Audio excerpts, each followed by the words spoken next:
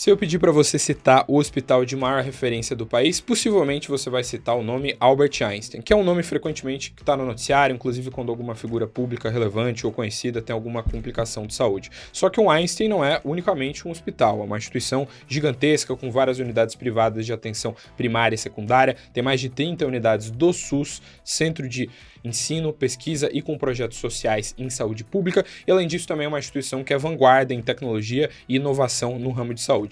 No ano passado, a rede toda do Einstein registrou 6,1 bilhões de reais de receita líquida, e hoje, nessa edição do Dinheiro Entrevista, eu converso com o presidente da Sociedade Beneficente Israelita Brasileira Albert Einstein, Sidney Kleiner. Tudo bem, Sidney? Tudo bem? Como vai, Eduardo? Prazer estar com você aqui. Muito obrigado pelo seu tempo, muito obrigado em falar com a gente, muito obrigado por estar aqui no nosso programa. Antes de a gente falar um pouco mais sobre os temas, sobre temas da atualidade, sobre vários temas que são pertinentes, na nossa parte mais introdutória aqui do programa, até para o nosso público conhecer tanto você quanto o Einstein, né? Como eu falei na introdução, né? O Einstein é uma rede muito grande, acho que o hospital chama muita atenção, mas as pessoas, às vezes, na média, não sabem como é que funciona a rede.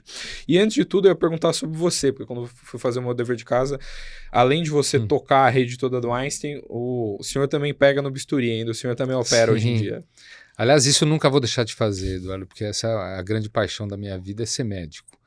E como médico, eu fiz minha formação em cirurgia do aparelho digestivo, e como presidente do Einstein, eu sou um voluntário. O Einstein, por ser uma organização filantrópica, toda a nossa diretoria, a nossa governança, ela é feita por mim e por meus vice-presidentes, que são voluntários. Então, hoje eu consigo administrar os dois chapéus, graças a Deus é dentro da mesma organização, onde eu exerço meu papel como cirurgião, opero muito cedo da manhã para ter o dia depois para outras atividades, faço consultório todos os dias e tenho um prazer enorme, e graças a um time que me ajuda de cirurgiões e que faz parte de uma equipe que é bastante presente lá, a gente consegue fazer as duas coisas. Mas jamais deixaria de ser médico, e é algo que é muito bom para quem está no meu papel, porque o fato de eu ser médico, ter atividade no centro cirúrgico, frequentar o hospital como médico, lidar com pacientes, eu tenho um instrumento de gestão que é muito poderoso. É de viver o hospital como médico, escutar dos colaboradores, escutar dos pacientes, sentir o atendimento que eu como médico tenho do hospital e usar isso como instrumento de gestão. E eu tenho certeza absoluta dessa dedicação que a gente vai tendo e se capacitando como gestor, me ajuda também a ser um melhor médico. Então, são duas atuações que uma beneficia muito a outra. São complementares. Sim.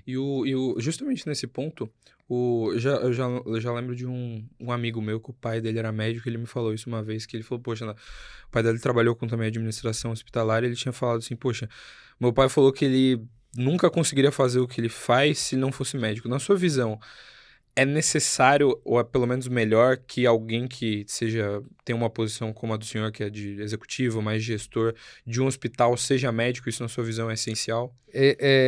Não é essencial, mas é melhor para a gestão. Isso não sou eu que falo só. Aliás, isso foi uma matéria uma vez que a Harvard Business Review americana fez, mostrando por que há o benefício entre o gestor, diferenciando o gestor que é médico em saúde do gestor que tem uma formação muito mais executiva. Na verdade, eu acho que o mix dessas duas coisas é o ideal. Mas quando você olha para grandes organizações americanas, como a Mayo Clinic, a Cleveland Clinic, elas têm médicos como na sua gestão principal, como presidentes, mas que abandonaram as suas carreiras como médico. E eu sinto na pele, e o Einstein tem, até de forma estatutária, uma preferência que o seu presidente seja médico. Então, nesta situação que eu te descrevi, o fato de eu ser médico, eu converso melhor com médicos. A gente tem que ver que o Einstein é um hospital, assim como tantos outros no Brasil, de médicos autônomos. Nós não temos o corpo clínico contratado, exceto nas áreas de infraestrutura, UTI, pronto atendimento. Essa conversa com médicos que são autônomos, ela é uma conversa que é muito melhor feita por médicos. Senão tem sempre aquele embate que a gente vê também em hospitais americanos entre o gestor querendo maximizar a receita e o médico querendo fazer o que é o certo, ou querendo maximizar a sua atividade para a qual ele se dedica mais. Então, eu tenho certeza que é uma vantagem muito grande, não sou eu que digo, eu sinto isso todo dia, mas tem provas, isso aí foi muito publicado já mais de uma vez, mostrando o benefício de uma organização ter a sua governança essencialmente, ou pelo menos na parte principal, executada por médicos. Perfeito. E sobre a estrutura do Einstein, acho que como eu tava falando aqui na introdução, no começo, como é um hospital, chama muita atenção, né? Mas como eu falei na introdução, vocês são uma rede muito grande e tudo mais, e vocês têm essa coisa do beneficente no nome, de ser uma instituição filantrópica.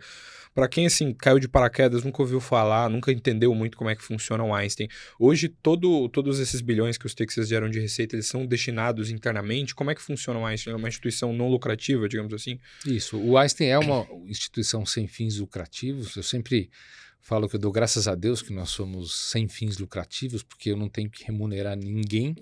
Quer dizer, toda a margem que nós fazemos de caixa, ela é reinvestida, muitas vezes reinvestida, aliás, uma grande parte das vezes reinvestida em algo que vai transformar a saúde do Brasil, porque isso aí é reinvestido em formação profissional, no nosso centro de ensino, isso é revertido em inovação que vai agregar tecnologias para que a gente possa buscar equidade na saúde, mas apesar da receita nesse volume, a margem que uma organização de saúde tem hoje em dia é uma margem muito pequena. Porém, isso nos dá a condição de reinvestir, porque uma organização sem fins lucrativos não remunera investidor, não remunera a sua própria governança, a não ser nos casos dos executivos que são de mercado e que fazem a parte operacional.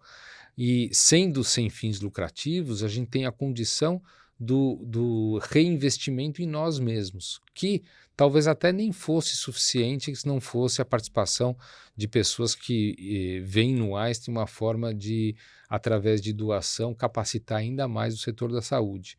Mas essa margem inteira ela é reinvestida em projetos que nós cuidamos com muito carinho, sempre buscando a excelência na assistência, a capacitação, o conhecimento para novos profissionais de saúde. O Einstein hoje tem 8 graduações e a pesquisa é a primeira organização em publicações e citações não públicas do país, e inovação. Inovação, a gente já tem reconhecimentos que nos colocam há 8 anos entre as 10 empresas mais inovadoras, seja qual for o ramo de atividade, por conta desse reinvestimento daquilo que a gente gera. Perfeito. E ainda mais ou menos nesse ponto, né? Como eu falei na introdução, vocês têm todas essas unidades no SUS e tudo mais. Acho que às vezes isso é algo que passa batido, ou que às vezes boa parte das pessoas talvez não saiba. Como é que o Einstein atua no SUS? Como é que vocês estão conectados com saúde pública hoje? O Einstein nasceu como uma organização filantrópica e a nossa primeira atuação com saúde pública da população foi na comunidade que é vizinha a nós lá no Morumbi, a comunidade de Paraisópolis. Antes mesmo do Einstein abrir suas portas em 71, já havia uma unidade de atendimento pediátrico dentro de Paraisópolis em 69, quer dizer, 2 anos antes do hospital abrir. E o pulo do gato, quando nós começamos de fato a trazer um impacto maior na gestão de quem me antecedeu, foi Cláudio Lotenberg na presidência do hospital, foi você começar com parcerias públicas, parcerias com o município, com o Estado e com o Ministério da Saúde para conseguir escalabilizar aquilo que nós buscamos para a equidade em saúde. Com isso, nós passamos primeiro a gerir unidades de saúde da prefeitura, unidades básicas de saúde, AMAs, CAPs, Centro de Atendimento Psicológico, na região, principalmente no entorno do hospital, Jardim Guedala, Taboão, dentro de Paraisópolis. Então foi uma das primeiras parcerias. Depois a parceria com a prefeitura, ela permitiu a gente fazer a gestão primeiramente do Hospital do Mboimirim, um hospital que acho que todos se recordam, ele funcionou como um hospital referência para Covid em casos severos durante a pandemia. Depois o hospital que hoje é um hospital só oncológico da Vila Santa Catarina, e nós temos tido a oportunidade de expandir em projetos que atingem saúde pública com o Ministério da Saúde através de um programa que junta 6 hospitais de excelência filantrópicos, um programa de apoio ao desenvolvimento institucional do SUS, o PROAD, através do qual toda imunidade fiscal que uma organização filantrópica com certificado de filantropia tem, esse montante ele é investido em projetos demandados pelo Ministério da Saúde.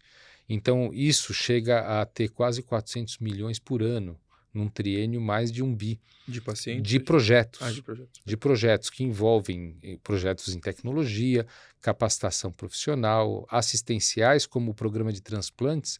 O Einstein hoje é responsável pelo maior programa de transplantes do país, transplantes de fígado, de córnea, transplantes de rim. Então, é exclusivamente SUS.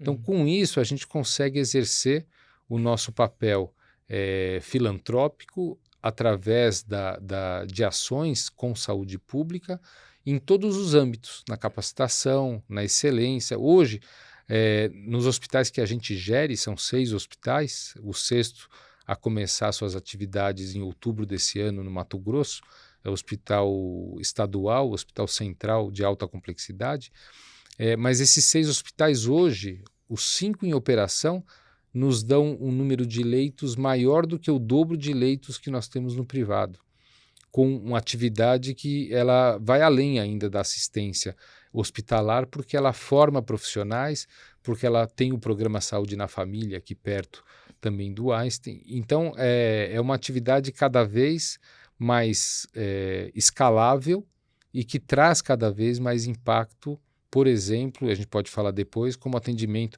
a populações ribeirinhas da região norte e centro-oeste, que de 2021 para cá já foram mais de 400 mil atendimentos especializados por telemedicina. Então, trocando por miúdos, uma pessoa que foi atendida em algum desses hospitais que você citou, se ela ir lá com a carteirinha do SUS, ela vai ter um atendimento padrão Einstein, digamos assim. Padrão Einstein. Na verdade, eu arrisco a dizer, Eduardo, que em alguns hospitais, como o Hospital Oncológico da Vila Santa Catarina, o fato de nós termos lá equipes cirúrgicas, que são equipes que também podem atuar no Morumbi, muitas vezes são equipes mais jovens que atuam no privado, mas lá tudo é muito protocolar. Então, às vezes o atendimento, dependendo do tipo de tumor, o tipo de doença oncológica, o atendimento protocolar ele é mais eficaz que o atendimento por um médico privado que nem sempre segue um protocolo. Então, arrisco dizer que algumas vezes o atendimento no Hospital da Vila Santa Catarina, Hospital Gilson Magalhães, com a prefeitura, ele tem uma capacidade de atendimento às vezes melhor do que o privado. E para que a gente tenha aí a equidade, como eu falei, aquilo que seria um pouquinho mais complicado em matéria de tempo, em licitação, para a prefeitura, nós doamos para o hospital um robô. Então, hoje, uma cirurgia que é indicado robótica, porque comprovadamente tem um melhor desfecho em oncologia, lá no Hospital Municipal da Vila Santa Catarina também é feita por robô, porque o que nós queremos é um atendimento igual. Então é feito dessa forma e que é uma relação ganha-ganha, porque permite a população ser atendida da melhor forma, ao mesmo tempo que me ajuda também a capacitar novos profissionais em tecnologias de vanguarda. Perfeito. O que eu ia perguntar ainda mais ou menos nesse tema, né? Acho que uma das grandes discussões no campo de vocês é a questão do envelhecimento populacional, que acho que isso gera uma discussão de, poxa, como que a rede de saúde, tanto pública como privada, consegue lidar com isso. A gente já sabe que, na média, a população brasileira está envelhecendo, e eu imagino que esse tema você discuta com frequência, esteja muito nos debates do qual o senhor participa. Como que você enxerga isso e que tipo de solução a gente consegue desenhar para um cenário, já que assim, a inflação médica é muito alta, os custos de operação são muito caras e cada vez mais a gente tem mais gente ocupando leitos, ocupando os procedimentos. Que tipo de caminho dá para a gente desenhar para lidar melhor com esse problema que é algo macro, né? Mas que é algo que com o tempo vai se desenhando esse cenário? Esse cenário, esse problema ele já existe, né? A gente tem aí o conhecimento que um paciente no seu último ano de vida ele gasta o que não gastou a vida inteira com saúde. E o Brasil, infelizmente, ele está envelhecendo muito mais rápido, sem o preparo adequado quando a gente compara países europeus como a França, a Itália, que tem uma população longeva também, mas que nos últimos 100 anos vem se preparando para A isso. estrutura é maior. A estrutura é melhor até, né? Hoje tem uma estimativa que 70% dos idosos têm pelo menos uma doença crônica para cuidar. Doenças oncológicas, a estimativa que a gente tem de 19 milhões de novos casos a cada ano até 2030 de câncer, é porque também a população está ficando mais velha, então está mais sujeita a ter doenças como oncológicas. E isso vai sobrecarregar e pressiona o sistema de saúde para que, primeiro, a gente seja mais eficaz, para que não ocorra tanto desperdício. E para isso existe uma série de investimentos, principalmente em relação à tecnologia, à parte digital, para que dados se transformem em informação em saúde. Segundo, a nossa atividade preventiva ela tem que ser muito maior do que é hoje, para que, se o envelhecimento de fato, como ele é previsto, acontecer dessa maneira, que se ele seja com mais saúde. Então, hoje o número de idosos no Brasil já é maior que o número de jovens abaixo de 14 anos. Então, isso é um dado muito relevante. Você imagina que se a proporção não idosos para idosos já foi 7:1, já foi 4:1, já 3:1. Se a estimativa é ser 2:1, cada 2 jovens vai ter um idoso para cuidar. Se um ficar cuidando, a capacidade produtiva do país acaba. Então a gente tem que ter condições que esse idoso se ele envelheça de uma maneira mais saudável. Aí você falou dessa parte preventiva, que acho que é um tópico relevante na discussão. Tem alguma coisa para a gente fazer?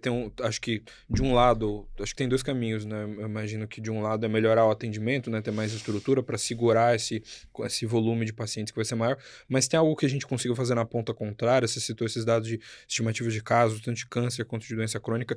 Tem algo que o setor de vocês orienta do tipo, se a gente ir por esse caminho, a gente consegue ter menos casos ou menos... Não. Na verdade, assim, quando a gente fala que o atendimento tem que melhorar, nós estamos remediando já. Nós não estamos prevenindo. Nós estamos remediando aquilo que não foi prevenido. Então, aonde entram? Em 2 partes, basicamente, né? Uma é no controle e o manejo correto das condições crônicas que vão aparecendo. Isso também ele se baseia nas unidades de atenção primária que permitam, através de retornos regulares ou retornos virtuais, você lidar, por exemplo, com uma hipertensão, garantir que o medicamento seja tomado de maneira correta, garantir que não falte o tipo de medicamento, que o paciente ele tenha adesão ao uso desse medicamento, entenda o porquê que o diabetes tem que ser controlado, porque daí vai evitar que um diabetes descompensado gere uma internação. E a gente sabe que uma internação, dependendo da idade, o paciente nunca vai recuperar a performance que ele tinha, ele vai perder a cada internação a performance. Então, a prevenção, ela se baseia em impedir urgências que os casos que são controlados adequadamente, eles não vão gerar internações de urgência. Se a gente fizer dessa forma, existe uma estimativa do Brasil que 1/3 dos pacientes que hoje estão internados na rede pública não estariam internados se houvesse uma atividade preventiva, porque ele não teria a condição que levou à internação. Então a prevenção seria ter um acompanhamento médico um pouco melhor, mais recorrente. A outra coisa diz respeito ao que a gente fala de políticas de saúde. Então, óbvio, você quando vai no médico vão te falar que o esporte é importante. Você me falou que faz esporte todo dia de manhã. Você faz esporte de manhã, você vai prevenir uma condição, talvez, para o futuro cardiovascular que o sedentarismo traz. Porém, a gente estava falando agora há pouco da preocupação, por exemplo, com segurança, na hora que eu vou correr. A preocupação de você não tropeçar na calçada, num buraco e quebrar um membro.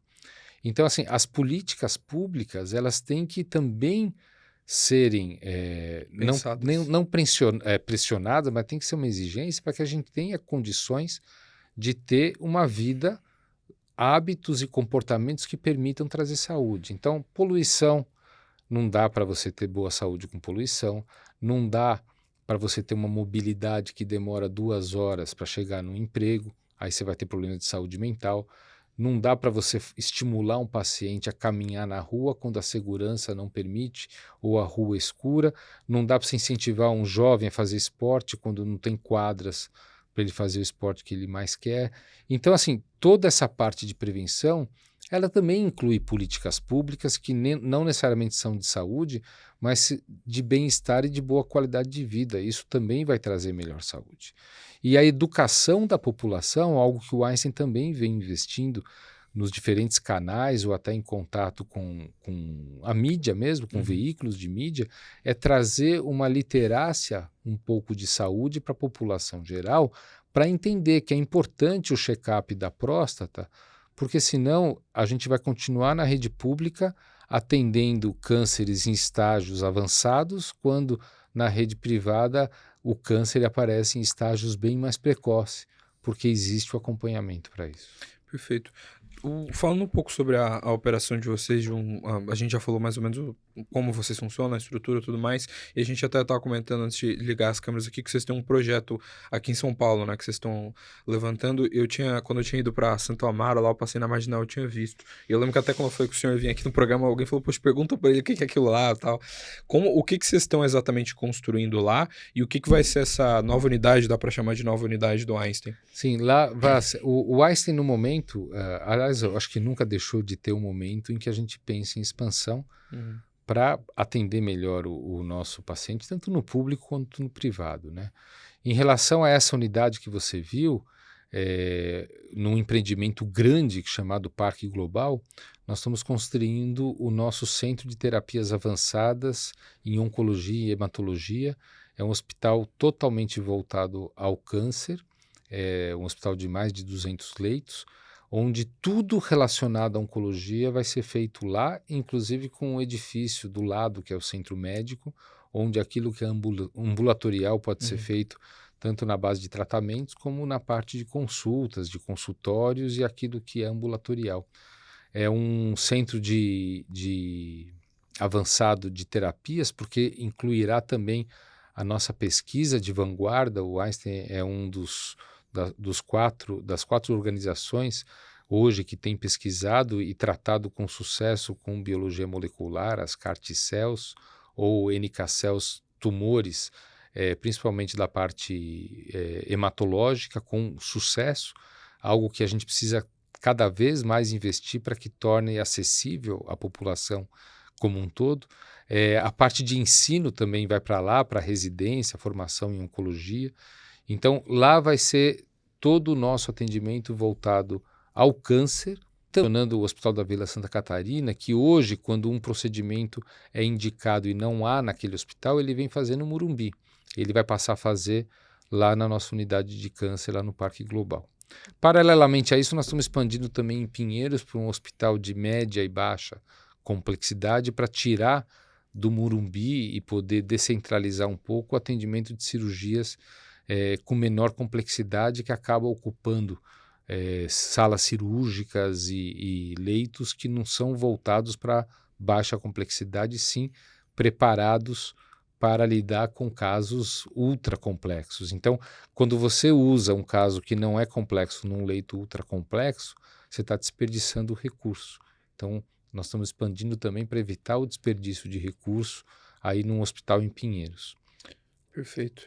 E hoje, até por quase curiosidade pessoal, eu que era quando eu era mais novo, que eu morava no interior, eu só via o Einstein na TV, né? Quando alguma personalidade muito famosa falava, poxa, fulano teve um problema, foi do Albert Einstein, uma coisa quase abstrata. Vocês sempre foram referência, né? Então, assim, e até ele perguntar se, como curiosidade, você tem alguma história de alguma personalidade pública, acho que são várias que já passaram por lá, de você atender, tanto alguma anedota, qualquer coisa nesse sentido. E também, vocês têm essa coisa do SUS, né? Vocês, como você falou, é instituição filantrópica, mas hoje é muito caro. Quanto custa, por exemplo, uma internação no Einstein? Então, primeiro, acho que eu vou começar de trás para frente, que é mais fácil. Perfeito. Existem estimativas de quanto custa um leito, Uhum. tanto no SUS quanto no setor privado, né? A gente tem uma ideia que fica algo entre 700 mil milhões de reais um leito para ser construído e gerido dessa forma, né? Esse investimento que nós fazemos, obviamente, ele busca, quando é no SUS, aumentar acesso, aumentar acesso da população a leitos que tem a ver com algo que talvez o SUS não tenha naquele setor, ou que a gente possa completar o atendimento. Um grande exemplo é o hospital de alta complexidade, que vai fazer cirurgias robóticas, vai ter uma UTI ultra diferenciada em Cuiabá, do estado do Mato Grosso, que não existe no estado do Mato Grosso um hospital público totalmente SUS nesse sentido. E esse 700 a 1 milhão é em quanto tempo, mais ou menos? Você fala Não, do zero até... para você investir e para você operar, né, um leito, né? Depois você precisa do investimento para operação, né? Então, assim, assim, o que eu costumo falar, saúde custa. Então, quando a gente fala de ficar de olho no custo, a gente não tem que ficar de olho no custo. A gente tem que ficar de olho no desperdício do recurso. Tudo tem seu custo. Quando você vai comprar um remédio, tem seu custo. Quando você vai adotar uma tecnologia, tem seu custo. Quando você vai manter um paciente, principalmente com segurança, com qualidade suficiente para que ele tenha o melhor desfecho sob o custo adequado no menor tempo possível, tudo isso custa. O nosso papel, e é isso que a gente difunde no Einstein, é que as indicações de procedimentos sejam corretas. Para isso a gente tem 250, pelo menos, eu acho que já são mais, care pathways, que a gente chama, que são linhas de cuidado baseado em evidência, e quando um médico se distancia muito dessa linha do cuidado, um sistema nos avisa que é melhor ver o que está acontecendo, para que não haja desperdício nem conflito de interesse que não seja o melhor interesse do paciente. E na média o setor de vocês sofre mais com isso, porque a inflação médica é sempre maior que a inflação... Então, e esse é outro cuidado que a gente tem para falar. Quando a gente fala em inflação médica, dá a entender de que o médico tá provocando a inflação ou o aumento dos custos na sua relação com a operadora. Mas a inflação médica é a variação do custo de um tratamento ao longo do tempo, que ela é muito mais hoje influenciada pela frequência do uso. Da tecnologia também, né? Ou tecnologia, mas é menos. O principal é a frequência de uso. Por um sistema, Eduardo, que aí a gente não entrou nesse assunto, mas cabe aí um simpósio de 5 dias quando a gente vai entrar, do modelo de remuneração. O modelo de remuneração preponderante no Brasil é um modelo que remunera o serviço. Se eu estou querendo manter a população mais saudável e eu remunero quem está doente, existe um estímulo escondido, perverso, de que eu tenho que tratar doenças. Então, quanto mais gente doente, melhor, se o intuito for financeiro ou for o retorno da receita. E quando a gente passar a remunerar o valor do tratamento ou o número de pessoas saudáveis, eu vou ter um estímulo ao contrário. Eu não vou estimular a fazer exame desnecessário, eu não vou ficar tentado a fazer procedimentos que não precisam ser feitos. Então, o modelo em que a gente vive, não estou falando só de Brasil, que é o que remunera o serviço, ele é perverso para que exista mais serviço. Quando a gente fala de preventiva, de atenção primária para prover saúde, se eu não for remunerado para isso, eu não vou querer saúde, eu vou querer gente doente para poder tratar. Então, isso é um desafio grande às organizações, você passar a modelos de remuneração que remuneram valor, e não dá para fazer isso sozinho, isso tem que ser uma virada de chave, porque quem começa sozinho, ele vai ter condições de não sobreviver, né? Quando ele remunera, porque o sistema não é assim. Então, o modelo de remuneração ele tem que ser voltado a manter saúde das pessoas. E a gente, no Einstein, acaba tendo que vigiar para que o corte dos desperdícios ocorram de uma maneira cada vez maior para que a gente torne o sistema sustentável. Perfeito. E voltando na minha pergunta, se você tem alguma anedota sobre alguma personalidade, porque você conhece muita gente, e também você falou de quanto custa para vocês, mas quanto custa para um paciente, mais ou menos, ser internado lá, para passar um final de semana, alguém que teve alguma... Então, o custo não está envolvido em passar o fim de semana lá ou na diária do hospital. O custo hoje cada vez mais está voltado ao que ele vai fazer no hospital. Ao procedimento. Porque hoje, inclusive, você tem o custo do pacote que vai tratar, por exemplo, uma cirurgia de face, ou o pacote de operar para tirar vesícula. Então, isso aqui tem já uma média do custo E por isso que eu comecei a falar que tudo custa, porque quando você vai fazer uma cirurgia que envolve você também prevenir complicações, então você precisa ter mecanismos de compressão das pernas para evitar a trombose venosa profunda. Custa. Você vai ter mecanismos da anestesia que muitos podem achar que é um chiquê que pode ser dispensável, mas um monitor de consciência que o anestesista sabe se a anestesia está adequada ou está profunda demais ou não. Custa. Tudo isso é descartável. Então, tudo isso está envolvido num custo. E aí a variação de custo tem a ver com aquele recurso que você está usando e muitas vezes os recursos previnem complicações. Então, todos os hospitais eles têm os seus sistemas de qualidade e procuram trazer o custo adequado com uma margem que seja razoável. Isso ocorre em qualquer hospital. Então não dá para te falar quanto custa tal, dependendo do que for fazer. Se for um infarto, um cateterismo, vai sair mais caro porque os equipamentos são mais caros, o profissional é mais caro para lidar com uma situação dessa. Então essa é a parte do custo. A outra parte que você me perguntou de celebridades, o Einstein, ele tem por premissa o sigilo e a privacidade de quem interna lá. Isso pode ser diferente de uma série de organizações, mas provavelmente o número de pessoas que você sabe que se internaram no Einstein não chega a 10% do número de pessoas que realmente internam e ninguém fica sabendo. Porque nós protegemos, inclusive, o prontuário. O prontuário de alguma celebridade, quando interna no Einstein, ele é vigiado o acesso para que ninguém que nada tenha a ver com o tratamento acesse o prontuário e passe informação. Então, hoje em dia, cada vez mais, quando alguém que seja uma figura pública interna lá, a divulgação de que está internado ocorre muito mais pela família do que propriamente pelo hospital. Não acontece isso. E quem frequenta o hospital sabe que ele pode subir de elevador com uma figura pública e ninguém está sabendo com isso. Então, aquilo que a gente sabe que acontece de tanto políticos quanto celebridades, quando internam no hospital, às vezes até optam internar no Einstein para não ficar público. Para ser mais low profile. Low profile. Então, essa é a política do hospital. A gente acha que todos que internam no Einstein não é só a figura pública, mas todos que internam têm o direito a sigilo, a privacidade e assim é lidado com isso. Né? A minha pergunta era mais no sentido, porque eu me recordo que eu li um perfil de um diretor de um hospital também grande aqui do Brasil, acho que 2 anos atrás, que era de uma reportagem fazendo o perfil dele, e porque ele tinha atendido alguns presidentes e tudo mais. E era não falando sobre os presidentes, mas como é que era a rotina dele por conta disso. Então, ia perguntar justamente, acho que você já deu em parte a resposta, né? Na média, a rotina de vocês acaba sendo um pouco mais de redobrar a cautela, imagino, justamente por ter esse tipo de pessoa. Totalmente, não é nem um pouco mais, é totalmente, né? Tanto que quando vem, e eu atendo também no meu consultório várias figuras públicas, né?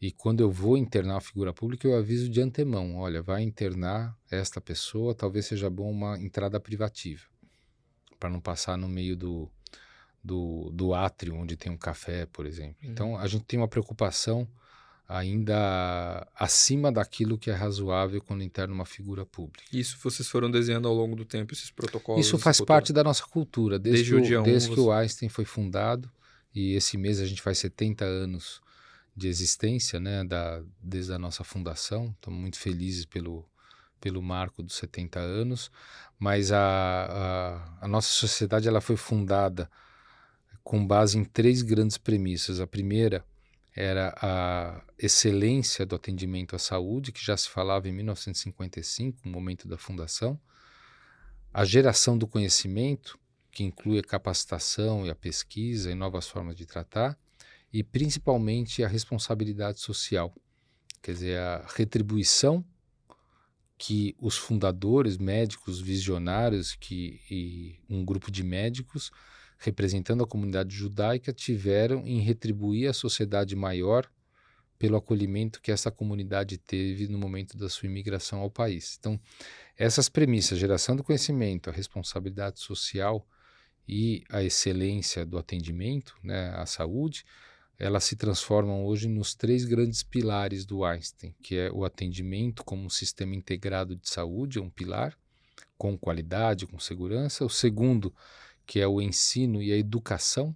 Educação é o que nós estamos fazendo aqui, educação da população, com foco na prevenção. E a pesquisa e a inovação, todos os pilares sustentados por uma base muito robusta de responsabilidade social, que é a nossa atividade, que qualquer novidade que a gente faz no privado, a gente quer escalar para o público. Perfeito. Nessa coisa do público e privado, eu me recordo que uma das pessoas, um economista, se eu não me engano, ele tinha escrevido uma coluna, algum texto falando sobre como funciona o SUS hoje, sobre como é que funciona a saúde no Brasil hoje, de um modo geral. E eu lembro que ele tinha jogado luz, assim, em alguns temas que eu não tinha ouvido falar antes, assim, falando, poxa, hoje X%, ou X unidades do atendimento são santas casas, tudo mais, é assim que o sistema é distribuído. Você que está dentro do setor, que olha para isso todos os dias, o que a gente poderia estruturalmente ter para que o sistema, tanto público quanto privado, fosse mais saudável financeiramente, as coisas funcionassem melhor? Na sua visão, um modelo tanto de orçamento, ou como as coisas funcionam, poderia ser diferente? Como é que é a sua visão sobre esse tema? Poderia ser diferente. Primeiro, em relação ao financiamento da saúde, né? A gente tem quase 10% do PIB é voltado para o financiamento da saúde, né? Pelo Ministério, isso sem contar as emendas e a parte dos municípios e dos estados. Mas desse volume de dinheiro de porcentagem do PIB,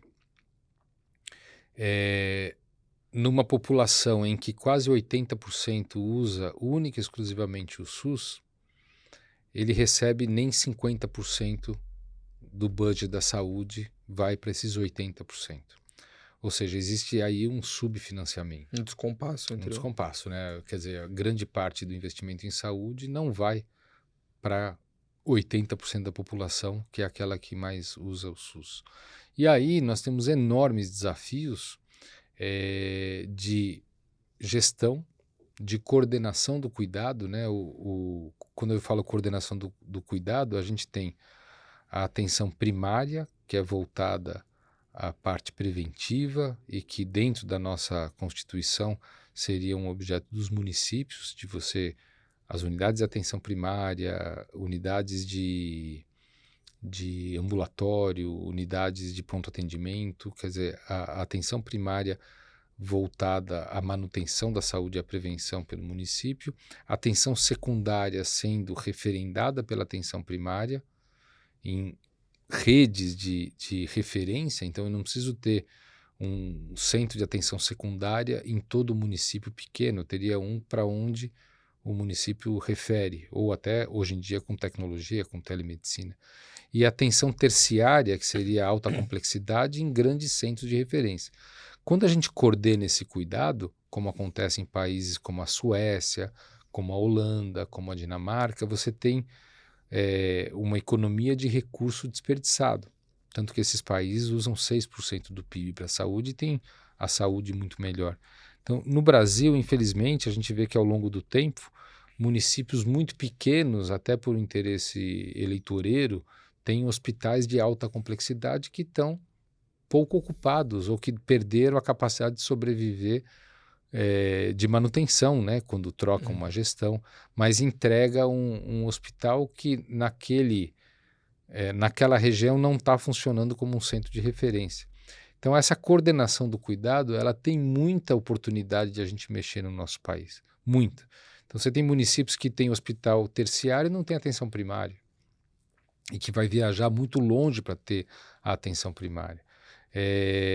Gestão, coordenação do cuidado e o investimento adequado, porque às vezes um estado recebe o mesmo orçamento do Ministério da Saúde que outros estados onde as demandas são diferentes. totalmente diferentes. E o que nessa parte você citou de como é distribuído, né, e tudo mais, você falou, acho que essa questão de ter um hospital que às vezes ele não é o centro, acho que é emblemática a situação.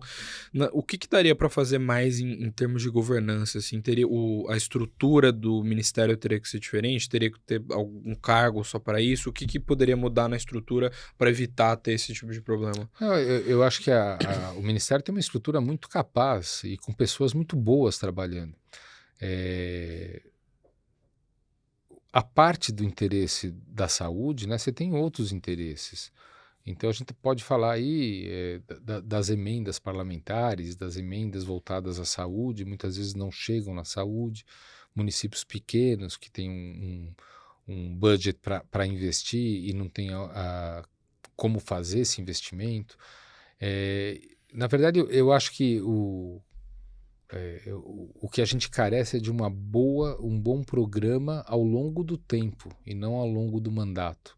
Seriam políticas de governo e não políticas Políticas de de Estado e não de Estado governo. e não de governo, porque a gente vê no governo anterior tivemos 4 ministros da saúde e teve a pandemia junto, então a gente não teve outra atividade que não da pandemia, e mesmo a da pandemia ela é questionável da forma como foi feita.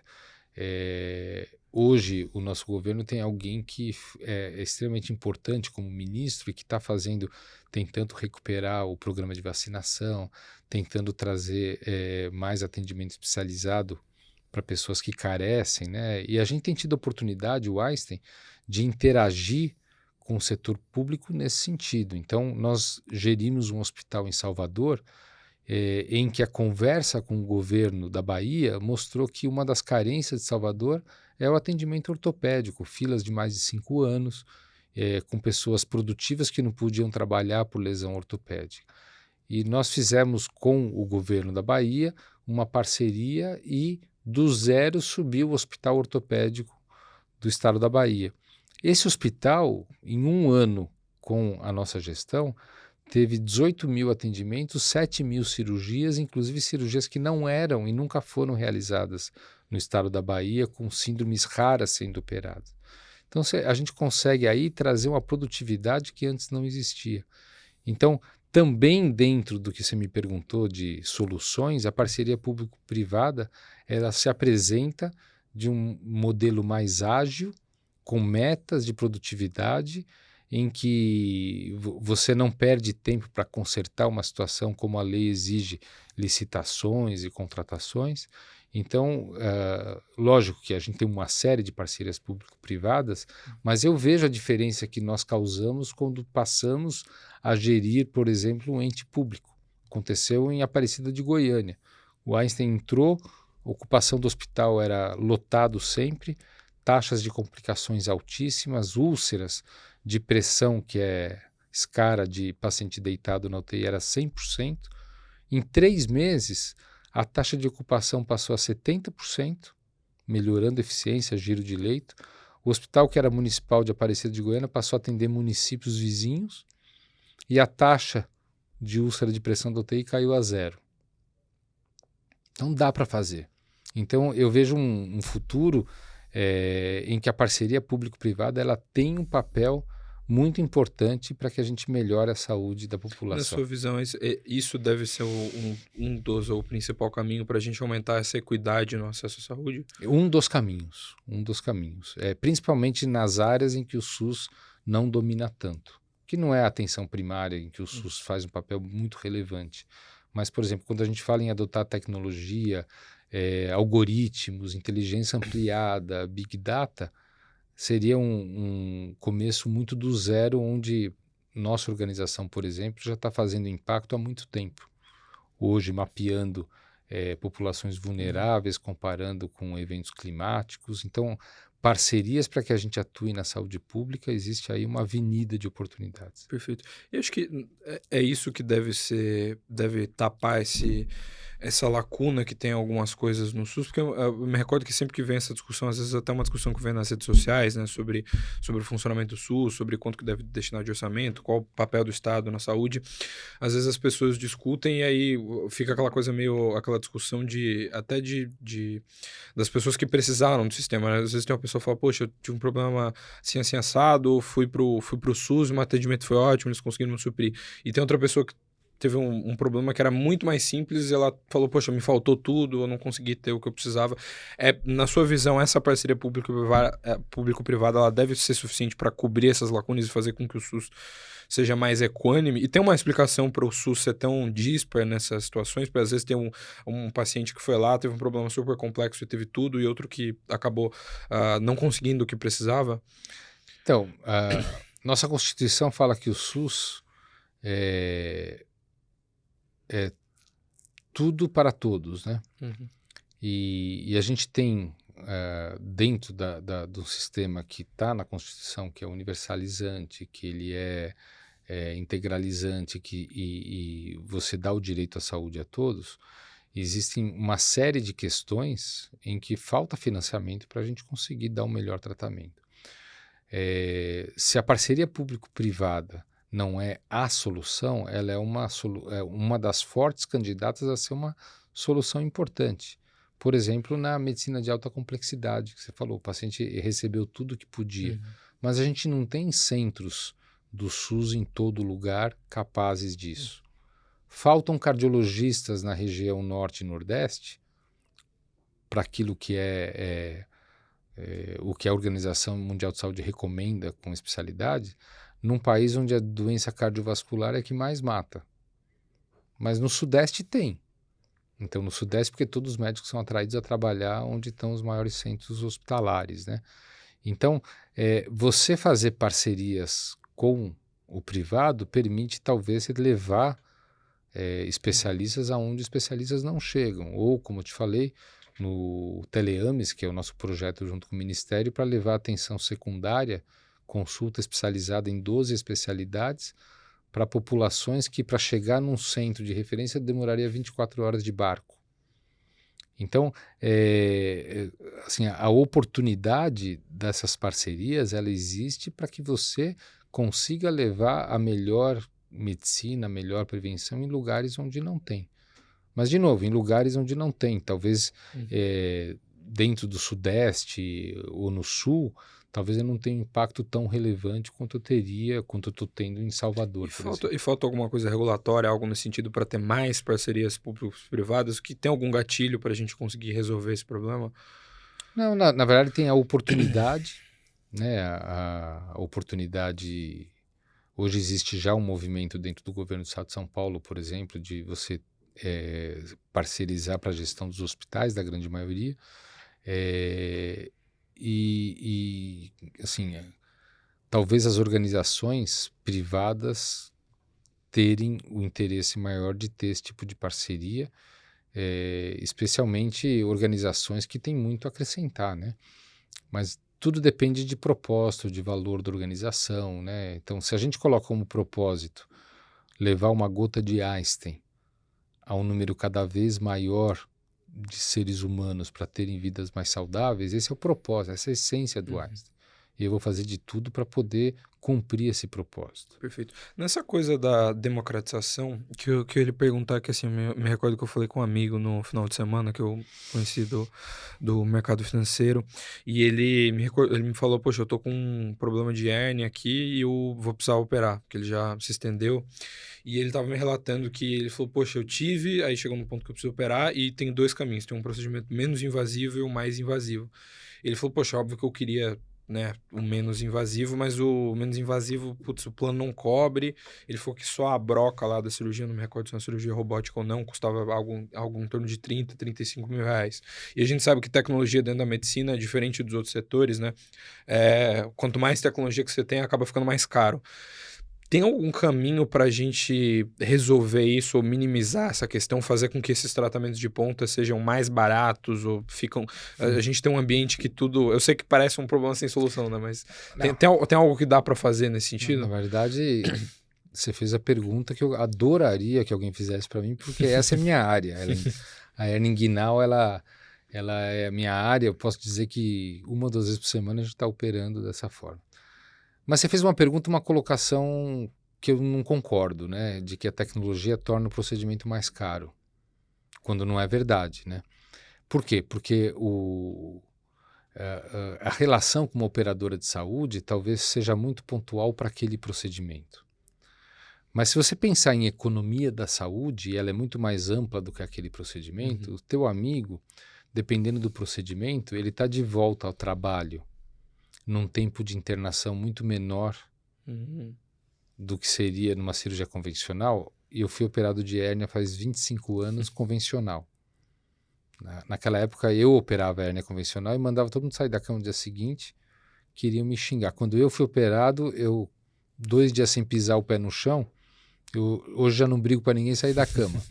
Mas quando vem uma cirurgia laparoscópica, que é por vídeo, ou mais a cirurgia robótica, o gasto que eu tenho com a sala cirúrgica não é levado em consideração pela operadora quando ela vai ver o preço da pinça robótica, do trocáter, que é um caninho que entra lá, que talvez você quis dizer. Isso. Não tem a ver. Se eu não tenho uma escala de cirurgias, eu não faço valer o preço de eu investir num robô. Então, preciso ter uma escalabilidade para que permita ele se pagar. Então, na sua visão, é uma questão da equação com a operadora. Não é equação com a operadora, é uma equação da economia da saúde e que talvez tenha muito maior valor o dia de trabalho para este paciente retornar precocemente às suas atividades e ter um ônus menor, ou esse hospital já liberar o leito para um outro caso logo depois, porque o tempo de permanência vai ser diminuído, e isso que a gente fala de valor. Então, o procedimento ser mais barato não quer dizer que eu estou trazendo maior valor para a cirurgia dele. Hoje, está provado, e eu sou testemunho porque eu faço isso, que se eu operar uma hérnia robótica, o valor para essa cirurgia é muito maior com o robô do que sem o robô. Porque o paciente vai ficar menos tempo no hospital, ele vai voltar mais cedo para suas atividades, vai ter uma satisfação melhor e talvez essa operadora gaste menos com complicações. Talvez porque isso varia conforme a cirurgia. Complicações como hematoma da ferida, uma infecção urinária, porque se ele ficar mais tempo anestesiado, ele vai ter que passar uma sonda. Tudo isso faz parte de um estudo muito maior que tem que ser feito de economia da saúde do que simplesmente o encontro pontual da operadora com o paciente naquele procedimento. E na sua visão, o que precisaria... A gente tem esse cenário, ele acabou me relatando isso justamente porque eu falar, poxa, eu vou ter que desembolsar um valor maior e tudo mais porque eu prefiro ter o procedimento menos invasivo por segurança e tudo mais. Então, na sua visão, o que precisaria ter para ele não ter esse dilema, para a gente ter um ambiente mais saudável, seria uma mudança na estrutura de como os planos funcionam? Na relação comercial, né? Geralmente, hoje, 90% do que, por exemplo, interna no Einstein de operadora de saúde é a empresa que fornece. E a empresa busca o menor custo. A empresa também precisa enxergar que, às vezes, o menor custo não é o melhor atendimento. O seu profissional vai ficar afastado mais tempo. E então, essa equação ela tem que ser levada em conta na hora de fazer uma relação comercial com a operadora de saúde. O que acontece hoje? Né? A briga pelo cliente das operadoras fazem com que você diminua o preço no primeiro ano. Passou um ano, essa empresa pode entrar em contato com outra operadora que vai oferecer algo melhor do que a renovação com aquela. Então, a operadora não é uma operadora de saúde, é uma operadora de doença. Porque se ela buscasse a saúde a longo prazo, ela teria que ter a certeza de que ela vai estar com essa empresa no longo prazo. E isso não acontece, porque o dispêndio é naquele momento, porque ano que vem eu não sei se eu sou parceiro comercial daquela empresa. Perfeito. Eu acho que esse debate é um debate que dá muito pano para manga, né, de como as operadoras funcionam e tudo mais. E queria até que o senhor desse uma cor nisso, assim, como é que você enxerga essa questão de como funcionam os mecanismos no Brasil, de como é que estão essa questão dos planos de saúde, e inclusive porque volta e meia a gente tem esse debate chegando até a nível nacional, né, quando tem aquela coisa do rol taxativo, quando vai para o STF, às vezes. Como é que você enxerga esse debate em específico? Não, então, o sistema de saúde suplementar, que é Uhum. os outros 20%, nós falamos daquele 80%, Que é SUS, tem. 20%, mas que tem um orçamento de metade quase Uhum. do orçamento da saúde, né? É, a saúde suplementar, hoje, ela, obviamente, uma operadora de saúde, ela atua por cálculos atuariais, porque ela é uma seguradora de saúde. E as operadoras também estão buscando de alguma forma, reduzir desperdício para ter um atendimento melhor, reduzir aquilo que onera o sistema e não agrega valor, né? Uhum. E eu acho que para sucesso do atendimento, os provedores de saúde, os hospitais, os consultórios, a gente vai ter que, o Einstein faz muito isso, trabalha em parceria com a operadora de saúde para buscar o menor desperdício, o menor tempo de internação, o melhor desfecho. Isso acontece, por exemplo, no Einstein, independente da operadora ou não, porque nós colocamos como uma boa prática a redução do tempo de permanência. O Einstein reduzindo o tempo de permanência, por exemplo, a prótese de quadril, um Uhum. case que eu conheço muito bem de perto, de 7 dias de internação para 2 dias de internação, preparando a casa do paciente com como ele fazia fisioterapia de recuperação. Esse trabalho ao longo de 10 anos reduziu de 7 para 4 o tempo de internação. Isso virtualmente, por eficiência, gerou 200 leitos a mais. É como se eu tivesse construído 200 leitos. Então isso vai me fazer melhorar o atendimento sem investir na construção de leitos. Então essa relação da operadora, que também busca um dispêndio adequado com o provedor, ela vai se fazer cada vez mais presente, e aí tem uma relação de confiança, para que ninguém está tentando aumentar a receita às custas do outro. Perfeito.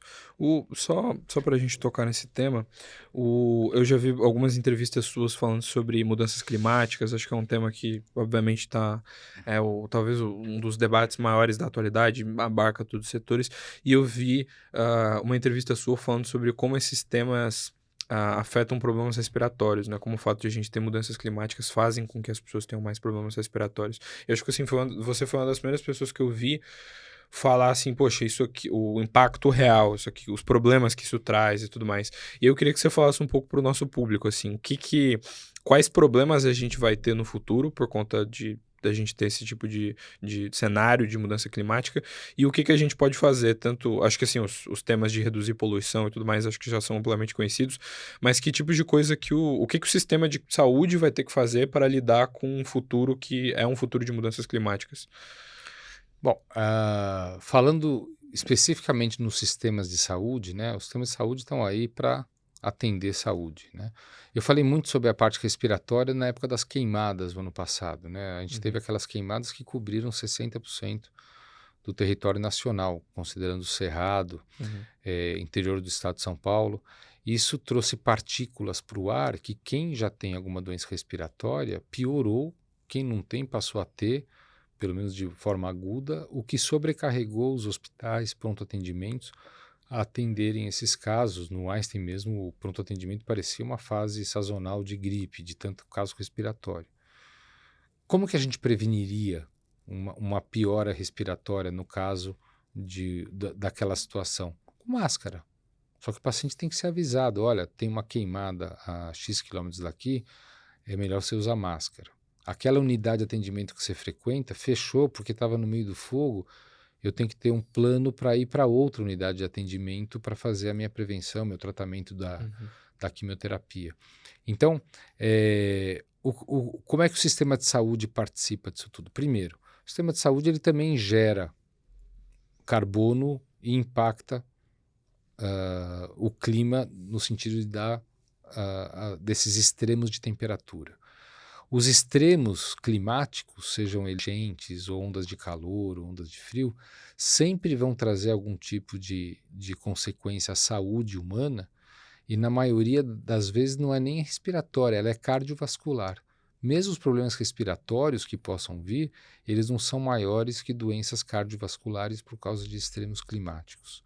Quando a gente fala do uso de plástico, o nanoplástico, a gente já vê exames de artérias tal que estão se obstruindo por nanoplástico. Então, o impacto que extremos climáticos têm na saúde, ele vem por vários caminhos, não é só poluição. Ele vem pelo saneamento básico, ele vem pela doenças infecto-contagiosas, que aconteceu nas enchentes do Rio Grande do Sul, leptospirose e hepatite. Quer dizer, se não houver uma forma de a população ter essa educação, ou pelo menos o sistema de saúde prevenir com que elas ocorram, aí pode ser com vacinação para as coisas que têm a ver com vacinação, ou a limpeza adequada da água para que a leptospirose não se produza numa enchente para causar. Então, existem várias faces de atuação. O que a gente está procurando trazer nesses eventos como a Semana do Clima em Nova York, como foi a COP29, e se Deus quiser, a oportunidade que nós temos na COP30, primeiro, tomar medidas para que o sistema de saúde, que hoje é responsável por 5% das alterações climáticas, deixe de ser, com logística retrógrada de embalagem, descarte adequado, energia renovável no consumo. O Einstein hoje tem mais de 60% da nossa energia, ela é renovável por conta de um investimento em usina eólica. Esse é um aspecto. O outro aspecto é que os sistemas de saúde eles têm que ser preparados, especialmente o sistema público de saúde, para esses extremos, com verdadeiros planos de catástrofe, caso uma unidade feche, aonde que esse paciente vai procurar outra unidade, caso de construção de unidades que sejam resistentes ao calor, que tenham diques que evitem que a enchente destrua equipamentos, como aconteceu no Rio Grande do Sul. Então, trocando por miúdos, na média seria educar os novos médicos para lidar com problemas como esses. Capacitação profissional para lidar com problemas, mas políticas de saúde que envolvam um plano de catástrofe para extremos climáticos. Tem algum país que já faz isso, algo nesse sentido? Tem vários países que fazem, especialmente países onde a gestão ela é bem feita da saúde, mas nenhum de uma forma tão boa. Haja visto o que aconteceu, a gente pode usar exemplos do furacão Sandy em Nova York, por exemplo, que diminuiu o número de pessoas que frequentavam unidades de saúde e nunca mais retomou. Os furacões que a gente vê no Caribe, por exemplo, que são extremos de temperatura que destroem e as populações não têm a quem recorrer, e a gente mesmo, aqui no Rio Grande do Sul, onde perdeu-se. O Einstein atuou muito com o time de catástrofe na cidade de Canoas para recuperar unidades. Mas hoje, isso aí tem que ser uma discussão que chame e coloque o problema na superfície, porque todos os países hoje sofrem. No Brasil tem uma lei que obriga o município a ter um plano de catástrofe para a saúde também. Mas de todos os municípios, aqueles que têm de fato, acho que se eu não me engano, em setembro do ano passado, quando eu estava em Nova York, eram 23 municípios. É pouquíssima coisa. Pouquíssimo. Então precisa ter um arcabouço nesse sentido.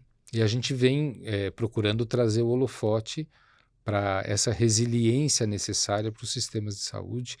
E recentemente tive uma conversa, inclusive, com o nosso ministro, que também é um objetivo do nosso ministério.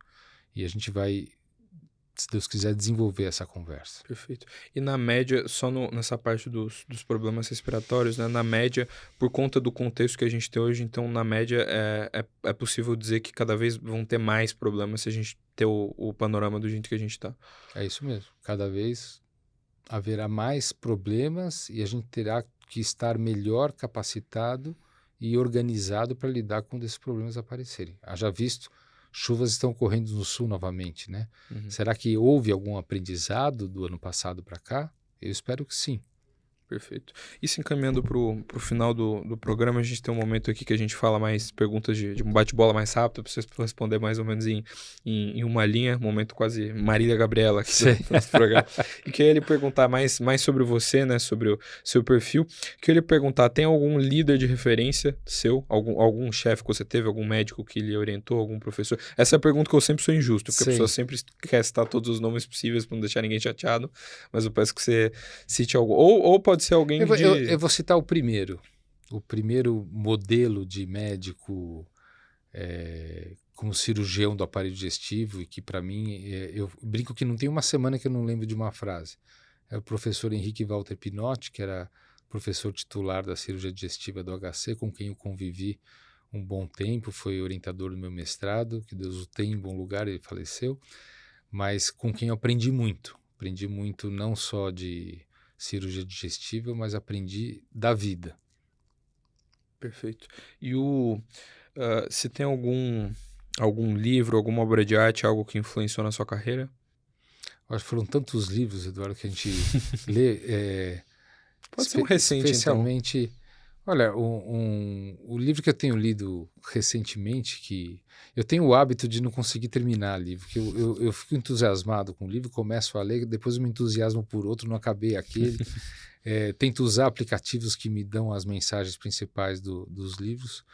Um livro recente que eu li é do Kurzweil, é o sobrenome, falando sobre inteligência ampliada, como que ele considera que a inteligência artificial, que muita gente tem medo hoje, como ele considera isso uma outra córtex que a gente ganhou no nosso cérebro para pensar melhor do que só o nosso cérebro de humano, né? E é isso que eu penso para a inteligência artificial em saúde. Mas livros inspiradores, tem um livro do Factfulness que mostra que a nossa postura hoje ela pode estar baseada em aprendizado de 30 anos atrás, o que não é verdade. Aquilo que você tinha como conceito, que a população está empobrecendo 30 anos atrás, não pode servir como... Então, é um livro que fala da necessidade de fatos, né? Para você ter as suas opiniões, e algo que não faz parte da cabeça de muita gente que é considerada professor e que ensina, né? Então, eu assim, vario muito aquilo que eu gosto de ler, e o que tem tido hoje cada vez menos é tempo para ler tudo aquilo que eu gostaria. Mas esses livros impactaram bastante. Perfeito. E de maneira resumida, em uma linha, onde você enxerga o Einstein daqui 5, 10 anos? Acho que eu já enxergo o Einstein daqui 5, 10 anos, né? Eu vejo com uma ampliação cada vez maior da nossa atividade, tanto no público quanto no privado. Eu vejo uma organização que capacite melhor profissionais de saúde para o Brasil todo, e o nosso papel hoje no cenário internacional ele vem acontecendo em parcerias, principalmente em novas tecnologias. O Einstein, junto com a Mayo Clinic, como fundador, criou a Mayo Clinic Unique Platform, que é uma base de dados compartilhada de 6 grandes hospitais do mundo todo. Eu vejo a nossa capacidade de entrega e de referência no setor da saúde para o mundo cada vez mais marcante, especialmente não nas áreas que são exclusivas assistenciais, mas naquilo que traz tratamentos de vanguarda, de ensino, de capacitação, de inovação. É esse o nosso plano de estratégia, né? Perfeito. E para a gente fechar, qual foi o seu pior e o seu melhor dia como presidente da Sociedade Beneficente Albert Einstein? Opa! Essa sempre é a pergunta mais difícil. Eu vou dizer, eu estou completando 8 anos e meio como presidente à frente do hospital. Foi um mandato de 6 anos e o segundo mandato, que começou há 2 anos e meio. Nesse período, 2 momentos foram momentos ruins. A crise econômica de 2018, onde uma parcela importante da população perdeu o seu acesso à saúde, seu convênio, e a gente teve que lidar. Mas eu acho que o pior momento da saúde foi um momento que, por um lado, ele é o pior, por outro, ele é o melhor, foi durante a pandemia. A pandemia, a gente teve que lidar com um problema que ninguém está preparado para lidar. E o Einstein acabou desempenhando um papel de liderança no Brasil, com informação, com publicação de resultados de medicamentos que eram ineficazes, e a gente acabou publicando a comprovação de que eram ineficazes em estudo de pesquisa ultra rápido, publicado no New England, no British Medical Journal, em revistas de grande impacto. Talvez o pior momento nesse cenário para mim foi um dia que eu fui atender uma urgência e na volta, olhando o hospital deserto. Não tinha nenhuma concessionária aberta de alimentação, não tinha nenhum paciente andando. Aqueles que estavam lá eram pacientes que estavam para passar para ver algum familiar com Covid internado. E naquela ocasião, a atividade como médico deixou de ser feita. Eu, como cirurgião, não operava ninguém porque o consultório estava fechado. Aquela cena ela me impactou demais, né? Era praticamente como tudo aquilo que eu coloco como o melhor para minha vida sumiu. E eu chegava no hospital muito cedo, saía muito tarde, tentando resolver somente as ações do Einstein em saúde pública e aquilo que a gente poderia fazer no privado para ampliar o acesso. Então, eu acho que foi um dos piores dias da minha vida quando eu vi tudo aquilo fechado, as moscas, algo que é tão vibrante, tão cheio, né? Mas um dos melhores momentos como presidente do Einstein, na verdade são vários bons momentos, geralmente eles têm a ver com desfechos, né? Mas um dos grandes momentos foi uma celebração de 1000 altas de Covid do Hospital do Imbuimirim, do Hospital Público, assim como o fechamento do Hospital de Campanha do Pacaembu, que também foi muito emocionante a gente fechar o hospital com a missão cumprida. Então, a gente como médico que vive muita emoção, tem muitos grandes momentos, mas aqueles relacionados à comemoração de tarefa feita e bem feita, histórias para contar, são aqueles melhores momentos da vida, são aqueles que fazem uma lagriminha cair, que o caminho é esse. Perfeito. Sidney, muito obrigado pelo seu tempo, viu? Eu que agradeço, foi um prazer conversar com você, muito obrigado pela oportunidade. Prazer também, e muito obrigado para você também que acompanha a gente aqui do Dinheiro Entrevista. Lembrando que a gente está chegando aí em um pouco mais de 20 edições, então é sempre um prazer ter vocês aqui da audiência. Lembrando, não esquece de engajar, deixa o seu comentário, deixa o seu like, é muito importante para a gente, isso ajuda o nosso trabalho, ajuda o YouTube a entregar o nosso conteúdo para mais gente. Lembrando que além do YouTube, a gente também está nas plataformas de streaming de áudio, então se você jogar lá Dinheiro Entrevista, isto é, Dinheiro no seu Spotify, você consegue encontrar os programas. A gente tem o nosso canal do YouTube aqui, onde a gente tem uns cortes, então fica atento, aí a gente entrevista especialistas de CEOs, né, executivos, grandes personalidades do mercado de vários ramos. Inclusive, se você tiver alguma sugestão, deixe aí nos comentários. E é isso, muito obrigado, um abraço e tchau, tchau.